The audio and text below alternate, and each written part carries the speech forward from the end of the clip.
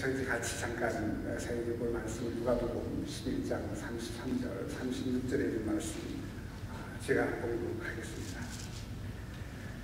누구든지 등불을 켜서 꿈속에나 말 아래 두지 아니하고 등경 위에 두나니 이는 들어가는 자로 그 빛을 보게 하려 합니다. 내 몸의 등불은 눈이라 내 눈이 성하면 온 몸이 밝을 것이요 만일 나쁘면 내 몸도 어두우리라. 그러므로 내 속에 있는 빛이 어둡지 아니한가 보라. 내 온 몸이 밝아 조금도 어두운 데가 없으면 등불의 광선이 너를 비출 때와 같이 온전히 밝으리라 하시니라. 아멘.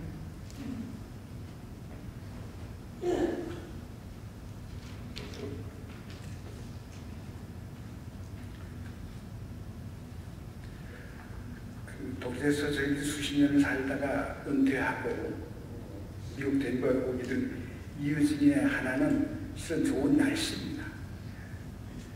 독일에 여러 가지 좋은 점이 많지만 날씨는 참 나쁩니다. 소문대로 비가 오는 날이 많고 습기가 많으니 음식물이 쉽게 상하고 곰팡이가 생깁니다.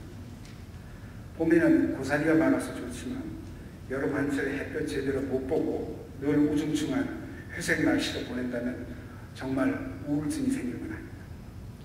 그러나 독일은 날씨에 대한 축복을 그러니까 받지 못한 것입니다. 그래서 독일 사람들은 꼭 여름 휴가를 합니다. 적어도 2주 이상은 휴가를 얻어서 날씨가 따뜻하고 햇볕이 좋은 지중해 지역의 나라 이태리 남불란서 스페인으로 가는 것입니다. 그래서 얼굴이 검술해야 하고 그슬려서 돌아와야 동료들한테 휴가 갔다 온 표시도 내고 자랑도 하면서 한여름을 보냈다고 하는 것입니다. 늘 햇볕이 나고 따뜻한 곳에 사는 사람들에게는 햇빛 나는 게 별게 아닐 수 있습니다. 실은 저도 젊어서 독일에 와서 처음 살 때 사람들이 그렇게 날씨에 신경을 쓰며 햇볕이 나면 와 너무 좋은 날씨다 분더쇼에서 베터 이러면서 나와서 인사를 합니다. 모두 거기서 나와서 노천 커피숍에 앉아있는 것을 보고 이상하게 생각했습니다. 그건 한국에서 날씨에 신경 쓰며 그러니까 햇빛이 나는 것이 참 좋다고 감탄하며 산 적이 없기 때문입니다. 세상 날씨가 모두 햇빛이 이렇게 나고 하는 것이 당연하다고 생각했었기 때문입니다. 그런데 1년, 2년 독일에 살면서 그래 햇빛이 이것은 귀한 것이구나.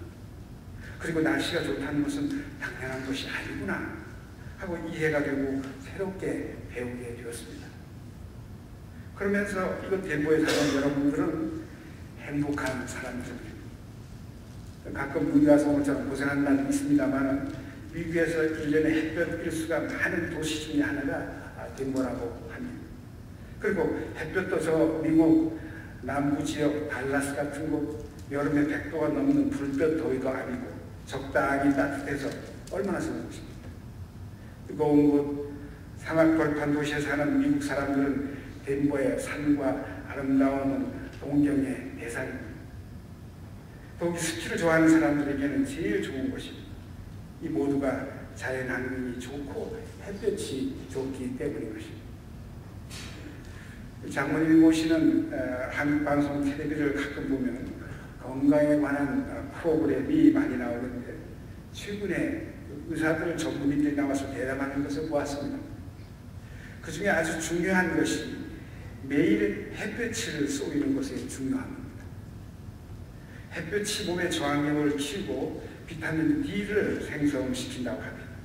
더욱이 우울증 환자의 치료에는 필수적이라고 할 만큼 햇볕을 쏘이라는 것입니다. 정말 우울증이 있는 사람은 밖에 나가기를 피하고 집에 들어앉아서 있으려고만 합니다. 방 안에 소위 콕 처박혀 있는 사람을 그래서 방콕이라는 말도 생기지도 않습니다. 건강한 사람은 빛을 좋아하지만 마음이 병들어 있는 사람은 빛을 싫어하고 자꾸 어두운 곳을 찾는 것입니다. 빛은 생명이든 모든 것에 절대적으로 필요한 것입니다. 단 한순간이라도 빛이 없다면 생명은 죽어갑니다. 나무도 화초도 빛을 모두 빛을 사람도 모두 빛을 받아야 사는 것입니다. 오늘 정서 본문 누가복음에서 예수님께서 빛의 중요성을 비유로 말씀하였습니다. 오늘 본문 말씀은 공간복음인 마태복음 5장에 나오는 산상복음, 그 팔복의 바로 다음 13절 16절에 나오는 말씀이기도 합니다. 예수님 당시 사람들에게 예수님의 말씀은 한마디 한마디가 놀라운 말씀이었습니다. 유대인들의 상류층 사람들인 정치인들이나 대제사장, 사제, 율법 학자들을 제외하고 평범한 사람들은 모세의 율법을 지키기에 너무 힘들어서 죄인으로 살 수밖에 없었습니다. 그래서 그들은 천하고 부족한 죄인이었습니다. 하나님의 자비만 바라며 살 수밖에 없었습니다. 그런데 예수라는 분이 오셨습니다. 이런 죄인들에게 축복하시는 것입니다. 마음이 가난한 사람은 복이 있다. 하늘나라가 저희들의 것입니다.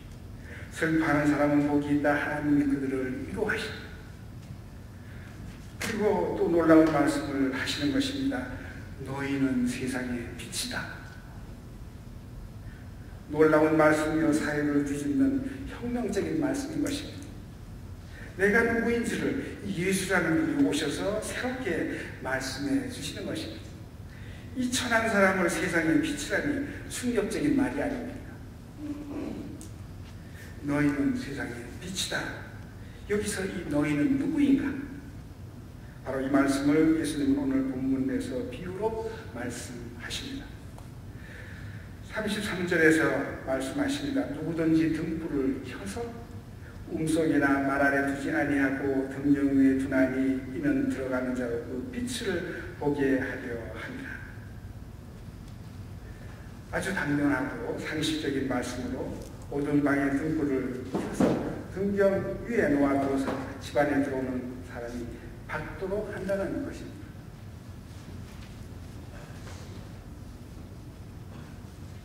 그리고 불을 켜서 결코 감추고 덮어두지 않는다는 것입니다. 그리고 34절 다음 말씀으로 넘어갑니다. 내 몸의 등불은 눈이라. 내 눈이 성하면 온몸이 밝을 것이요 만일 나쁘면 내 몸도 어두우리라. 이제 빛을 신체의 구조와 비교하십니다. 몸의 등불이 눈이다. 빛을 눈으로 받아들여서 어둡고 밝은 것을 인식하는 것은 눈입니다. 그러니까 몸의 등불 역할을 하는 것이 눈이라는 표현은 맞는 말씀인 것이고 당연한 말씀입니다. 참고로 독일어 표현에서는 눈이 너에게 빛을 전해준다. 내 눈이 몸의 빛이다. 이렇게 표현했습니다. 같은 말, 다음으로 내 눈이 성하면 온몸이 밝을 것이다. 만일 나쁘면 내 몸도 어두우리라. 눈이 성하다, 눈이 나쁘다 라는 것은 그냥 말 그대로의 뜻을 넘어 은유적인 표현입니다. 여기서는 독일말 성경의 이해에 더 도움이 됩니다. 독일에서 말하는 내 눈이 깨끗하면, 내 눈이 진실하면, 내 눈이 빛을 받아들이면 이렇게 표현했습니다. 또 우리말 성경에 눈이 나쁘면을 독일에서는 눈이 악하면 또 눈을 감으면 이라고 표현했습니다. 그러니까 내 눈이 깨끗하고 진실해서 빛을 받아들이면 내 몸이 밝을 것이요 내 눈이 악해서 눈을 감아 빛을 거부하면 내 몸은 어두울 것이다. 빛을 받아들이느냐 거부하느냐에 따라 너는 빛에 사는 삶이 될 수도 있고 어두움에 사는 삶이 될 수 있다는 말씀인 것입니다. 성서의 말씀은 아주 쉽게 단순한 진리가 있지만 또 단순한 진리가 은유적으로 자주 표현되어서 그 본래의 말씀을 찾을 수 있어야 합니다. 예를 들면 사랑하는 두 사람이 달밤에 뜰을 거린다고 합시다. 여자가 남자에게 달을 보며 님이여 오늘 달이 참 밝군요. 얘기하니까 오늘 그 전에 보름이라고 그러는데 날씨가 흐렸습니다. 이렇게 말했다면 남자가 대답하기를 보름달이 요간이든지 뭐 특별한 게 있어 이렇게 말했다면 완전히 여자의 마음을 허짚은 것이 되지 않겠습니까? 달이 밝다고 한다는 것은 의미적인 표현이고 실제는 님이여 내가 당신을 사랑합니다 라는 것인데 말입니다. 물론 이것은 옛날 옛적 사랑의 표현이고 요즘 사랑의 표현은 전혀 다르죠. 요즘 젊은 사람들은 깜짝 쇼를 아주 기가 막히게 해야서 사랑을 표현해야 아마 진짜 사랑한다고 하는 것을 봅니다만, 자 이제 본문의 다음은 35절로 넘어가 봅니다. 그러므로 내 속에 있는 빛이 어둡지 아니한가 보라. 쉬운 말로 번역한 우리가 성경은 내 속에 있는 빛이 꺼지지 않은지 살펴보아라 라고 이 비전을 표현했습니다. 34절에는 빛을 받아들일 수도 있고 받아들이지 않을 수도 있다고 했는데 35절에서는 이미 빛이 몸에 들어온 상태를 말하고 있습니다. 그러나 그러므로 라고 말씀을 이으면서 또 중요한 것은 한 번 들어온 빛이 항상 밝은 것이 아니라 어두워지기도 하고 꺼지기도 하니 항상 잘 살펴보라는 말씀인 것입니다. 한 번 복음을 받아들이고 은혜 받아들라고 끝나는 것이 아니라 끊임없이 내 마음속을 살펴보라는 것입니다. 내 마음이 어두워지지 않았나 보라는 것입니다. 내 마음이 어두운데 어떻게 이웃에게 빛을 낼 수가 있겠습니까? 얼마 전에 신문에 난 기사가 생각납니다. 한국의 대형 교회 중에 하나이고 역시 역사 깊은 영락교회, 저의 장모님이 영락교회 출신입니다만 영락교회 담임 목사이셨던 임영수 목사가 목사직을 갑자기 사임하고 10여 년 전에 경기도 양평에 산으로 들어갔다고 했습니다. 그곳에 신앙 공동체를 설립하고 예배당, 숙소 등 10여 동의 아담한 건물을 지어놓고 기성교회의 영증을 느낀 사람들을 받아들인다고 합니다. 이것을 찾는 사람들이 3, 4일씩 무료하게 뒹굴며 처음에는 자신과 그 다음에는 하나님과 만나게 하는 영적 재충전의 공간을 만들었는데 올해가 10년이 되었다고 했습니다. 누구나 이곳에 와서 묵상하고 독서하고 노동하는 게 전부라고 합니다. 대형교회 담임 목사로 있던 사람이 마음의 어둠이 깃들기 시작함을 안 것입니다. 그래서 그 빛을 다시 살기 위해서 모든 것을 포기하고 새롭게 시작한 것입니다. 이분은 이렇게 기자와 인터뷰를 했습니다. 하나님께 가는 길을 일상의 삶 속에서 구현하고자 하는 취지입니다. 이것은 영적 리뉴얼을 하는 것입니다. 쉴만한 물가 푸른 초장입니다. 세상은 하나님이 만드신 정원이고 기독교인들은 정원사입니다. 정원사가 열심히 일을 하다 보면 힘이 소진되고 효율에 빠질 때도 있기 때문에 영적 리뉴얼은 필요합니다. 이렇게 말을 했습니다. 우리는 예수를 믿는다고 하면서 내 마음의 빛을 살펴보는데 너무 소홀히 합니다. 예수 믿는 일이 고달프다. 사는 일이 왜 이렇게 고통스러운가? 바로 살려고 나는 애쓰는데 주님은 왜 내게 이런 시련을 주신 것일까? 내 마음의 빛에 오는 적신호인 것입니다. 불이 꺼지려고 껌뻑거리는 것일 수도 있습니다. 쉬운 말로 배터리가 다 나갔습니다. 충전이 필요한 것입니다. 우린 지난번에 최 목사님을 통하여 신앙교육을 받는 마지막 시간에 놀이 시간을 가졌습니다. 시약을 어떻게 짜서 쓰느냐, 또 나는 무엇을 통해서 하나님을 가까이 만나는가, 이런 게임을 하면서 하나님을 가까이 만나는 방법은 예배를 통하여, 전도를 통하여, 자연을 통하여 이렇게 서로의 방법을 찾아보기도 했습니다. 어떤 방법이든 내 마음의 불을 다시 켤 수 있는 것이면 됩니다. 저는 한평생 예배를 드려서 이제는 자연 속에서 하나님을 만나고자 계곡에 와서 열심히 산을 오릅니다. 계절 따라 변하는 아름다운 산의 얼굴, 저녁 하늘의 노을을 바라보고 밤의 별을 보며 하나님이 주시는 자연의 변화에 놀라움을 느끼지 않을 수 없게 합니다. 또 그것을 열심히 카메라에 담아보기도 합니다.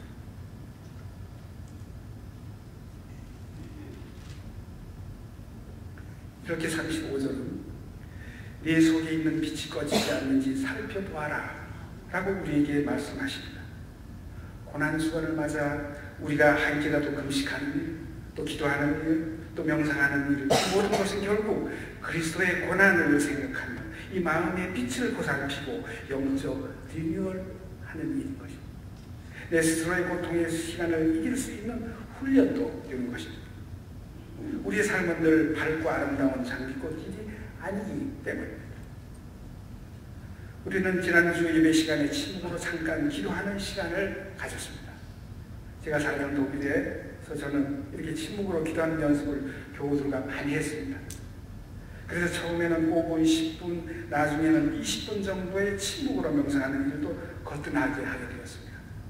처음 할 때는 1분이 엄청나게 길어요. 가톨릭 교회에서 있는 명상 훈련을 많이 한 줄로 압니다. 피정이라고 산속 깊은 수양관에서 훈련을 하는데 침묵으로 기도하는 훈련, 침묵으로 옆에 사람과 대화 없이 산세길을 걷는 연습, 이런 것을 합니다. 며칠 전에 기도문을 보다가 덴마크의 철학자이며 신학자인 키에르보르의 이런 문장을 읽었습니다. 기도의 의미는 내가 말하는 것을 스스로 듣기보다 침묵에 도달하고 그 침묵을 기다리며 하나님의 음성을 듣고자 기다리는 것입니다. 내용이 좋아서 위에 글을 내가 찍은 전용록을 사진하고 같이 해가지고 주위에 몇몇 분들에게 메일로 보냈습니다. 그런데 받은 분 중에 한 사람이 이렇게 질문해 왔습니다. 목사님, 하나님의 음성을 들은 적이 있습니까? 용기 있는 질문이었습니다. 실은 저도 명상을 통해 침묵하고 하나님의 음성을 듣고자 노력한 적은 많습니다. 그러나 아브라함에게 직접 들려주신 하나님의 음성, 아니면 사도 바울에게 직접 들려준 예수님의 음성은 듣지 못했습니다. 그래서 저는 이렇게 메일을 써서 보냈습니다. 수산나 타마로라는 이태리 작가의 책 가라, 내 마음이 가라는 것으로 수년 전에 베스트셀러가 된 적이 있는데 거기에 할머니가 삶의 갈등 속에 있는 소녀에게 쓴 편지 내용이 있는데 아마 이것이 당신의 질문에 답이 될런지 모르겠습니다. 이 책 내용에서는 할머니가 이렇게 말을 합니다. 소녀에게 내 앞에 여러 길이 열려있고 내가 어떤 길을 선택해 가야 할지 모를 때 우연이나 요행에 맡기지 말아라. 자리에 앉아서 기다리라. 네가 어머니 뱃속에서 나와 처음으로 했던 것처럼 아주 깊이 그리고 편한 마음으로 숨을 쉬면서 잡념을 버리고 기다리라. 그리고 또 기다리라. 조용히 침묵 속에서 네 가슴 속 깊은 곳에 귀 기울여라. 그리고 네게 말하는 소리가 들리면 일어서서 서슴지 말고 그 길로 가라. 이 책은 한국말로 번역되어서 나온 줄 알고 있습니다. 깊은 명상 속에서 내 마음에 다가오는 소리, 그것이 하나님이 내게 주시는 음성으로 받아질 수 있겠지. 문제는 내가 얼마나 진실한 절실한 마음속에 있느냐 하는 것입니다. 내 욕심을 버릴 수 있느냐? 이것이 정말 순수한 마음일까? 이런 고민이 없이 쉽게 내 편한 방법과 이익을 생각하며 하나님의 소리라고 하나님의 뜻이라고 하는 사람이 너무 많은 세상이기에 당신의 질문은 내가 이해가 갑니다. 이렇게 제가 답을 해서 보냈더니 감사하다고 응답이 왔었습니다. 적어도 침묵의 기도 속에서 하나님 앞에 솔직해질 수 있는 자신을 발견하는 일, 그곳에 주님은 오실 것이기 때문입니다. 이제 마지막 36절을 보십시다. 내 온몸이 밝아 조금도 어두운 데가 없으면 등불의 광선이 너를 비출 때와 같이 온전히 밝으리라 하시니라. 그리고 마태복음서에서는 추가한 한 절이 더 있습니다. 이같이 너의 빛을 사람 앞에 비추게 하여 저희로 너의 착한 행실을 보고 하늘에 계신 너의 아버지께 영광을 돌리게 하라 하는 5장 16절 말씀. 이제 내 몸이 밝아졌으니 내 빛을 다른 사람에게 비추라는 말씀입니다. 이 말씀은 결국 오늘 본문의 처음으로 돌아가는 말씀입니다. 누구든지 등불을 켜서 말 안에 두지 않고 등경 위에 두어서 들어오는 모든 사람에게 비추이게 한다 하는 말씀. 결국 내게 넘치는 빛은 남에게 비출 수밖에 없습니다. 이 일이 하늘에 계신 아버지께 영광을 돌리는 일이기 때문이라는 것입니다. 이것이 또한 이 땅의 말로 선교인 것입니다. 이런 이야기가 있습니다. 21세기 세계 선교대회가 어디에서 열렸다고 합니다. 각 나라 선교 대표자들이 참석해서 21세기 오늘 어떻게 하면 하나님을 모르는 예수를 모르는 나라 사람들, 특히 아프리카 지역에 선교를 잘할 수 있을까 고민을 했다고 합니다. 그래서 여러 가지 제안들이 나왔다고 합니다. 대형 텔레비를 설치해서 최신식 영상 프로그램을 만들어 보이자, 선교 프로그램을 만들어서 핸드폰, 아이폰에 무료로 집어넣어 볼 수 있게 하자. 아니다. 드라마틱하게 얘기할 사람들을 모아서 세계 방방곡곡을 돌면서 간증하게 하자. 별별 제안이 많이 나왔다고 합니다. 이때 아프리카에서 온 한 초라한 대표가 일어나서 말을 합니다. 이제는 그 어떤 방법도 선교가 되지 않습니다. 있다면 단 한 가지, 우리 주변에 모범이 되고 사랑을 실천하는 기독교 가정이 있다면 이런 분들이 선교지에 가서 이웃 사람들과 같이 사는 일뿐입니다. 그래서 세상에 이런 이웃도 있구나, 이렇게도 아름다운 사람, 사랑이 넘치는 사람들이 있는데 이분들이 믿는다는, 기독교를 우리 집도 한번 믿어봐야 되겠구나 하는 소리가 전해지기 시작하는 일뿐입니다. 그렇습니다. 그리스도의 복음의 빛을 받은 사람은 그대로 실천하는 사람, 입으로 많은 말을 하지 않아도 넘치는 사랑이 보이는 사람, 이런 사람이 복음으로 밝아지고 또 이웃에게 빛을 발하는 사람이 되는 것입니다. 마하트마 간디가 한 이야기를 저는 좋아합니다. 이분이 이런 이야기를 했다고 합니다. 한 송이 장미는 설교가 필요 없다. 그 장미가 풍기는 향기가 진실을 든 설교이기 때문이다. 그래서 눈먼 자라도 그 향기를 맡을 수가 있다. 이런 거예요. 그리스도의 빛을 받은 사람은 그리스도의 향기를 내는 장미꽃이 될 것입니다. 역대 유엔 사무총장을 지냈던 필리핀의 한마 슐즈 씨도 비슷한 말을 했습니다. 내가 베푸는 진실을 된 이웃 사랑은 내 마음에서 넘쳐서 나오는 것이다. 그렇습니다. 참 사랑은 내가 그리스도로부터 받은 사랑이 넘쳐서 이웃에게 나오는 것입니다. 참 밝은 사람의 모습은, 사람은 그리스도부터 받은 빛이 그 마음을 채우고 넘쳐서 나오는 모습입니다. 내 마음이 어둠 속에 있다면 어떻게 이웃에게 빛을 비출 수 있겠습니까?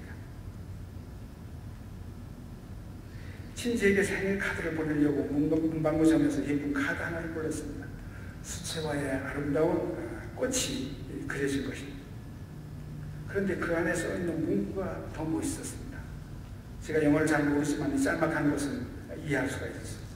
If there is light in the soul, there will be beauty in the purse. 영혼에 빛이 있으면 그 사람에게는 참 아름다움이 있습니다 하는 표현입니다.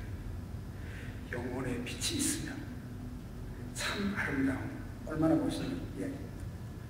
주님께서 오늘 우리에게 너희는 세상의 빛이다 라는 놀라운 말씀을 하셨습니다. 하나님의 복음을 그리스도를 통하여 받아들인 사람들에게 하는 말씀입니다. 이 빛이 나를 살리고 이웃을 살립니다. 그리스도를 따르고 믿는 우리 모두는 진리의 빛을 가슴에 받은 사람들입니다. 꺼지지 않도록 살펴보며 그 빛 가운데 평화와 기쁨, 희망으로 살며 이웃에게 비추는 삶이 되어야겠습니다. 그래서 이 땅을 떠난 후에 하나님 앞에 섰을 때 칭찬받거나 꾸짖음을 받을 수 있을 것입니다. 미간의 빛을 잘 받아서 어두운 주위를 너무 밝게 비추어 주었구나, 환영한다. 아니면 내 이름으로 입으로만 외치고 너는 너무 어두운 모습이어서 주위가 전혀 밝혀지지 않았구나. 내가 전한 빛을 왜 전부 가리웠어? 그 빛을 광에다가 숨겨놓았단 말이냐. 이제 덴버 중부장로교회가 본과 같이 새로 선출된 장로님들, 집사님들과 시작하고자 합니다. 기억하십시다. 너희는 세상의 빛이다. 이 축복의 말씀을 기억하시고 실천해 나가실 수 있기를 바랍니다. 우리 모두는 어둠을 이기시고 참 빛이 되신 그리스도를 따르는 자들입니다. 이미 승리한 사람들입니다. 또 우리 모두도 행복한 사람들입니다. 햇볕이 많은 덴버 땅에서 햇빛을 많이 받으며 건강하게 사는 환경에다가 플러스 하나님의 복음을 가슴에 넘치도록 받아서 희망과 기쁨, 감사로 넘치는 삶을 살 수 있기 때문입니다. 이것은 축복입니다. 기도드리겠습니다. 어둠에 살던 우리에게 빛으로 오셔서 우리의 마음을 비추시며 너희는 세상의 빛이다 라고 축복하신 주님, 당신의 은혜에 감사드립니다. 어둠에 머무르지 않고 우리의 눈을 밝게 하시고 순수하게 하셔서 주님의 빛을 받아들일 수 있게 하시옵소서. 그 빛을 통하여 먼저 내 마음이 밝아져서 평안이 찾아오고 기쁨과 희망으로 채워주시옵소서. 내 마음의 빛이 또한 넘쳐서 이웃에게 넘치는 사랑으로 전달되도록 주님 도와주시옵소서. 내 가슴에 빛이 꺼지지 않도록 나를 돌아보기도 하시고 주님의 빛이 가려지지 않도록 주님 성령으로 인도하시옵소서. 주님께서 세워주신 중부장로교회 이제 새로운 제지 진실되었습니다. 주님 축복해 주시옵고 저들의 마음속에 먼저 주님이 주시는 복음의 빛이 가득 차게 하시옵소서. 그래서 넘치는 빛이 당신의 몸된 교회를 채우는 역사가 일어나게 하시옵소서. 늘 빛으로 찾아오시는 우리 주 예수 그리스도 이름으로 간절히 기원하옵나이다. 아멘.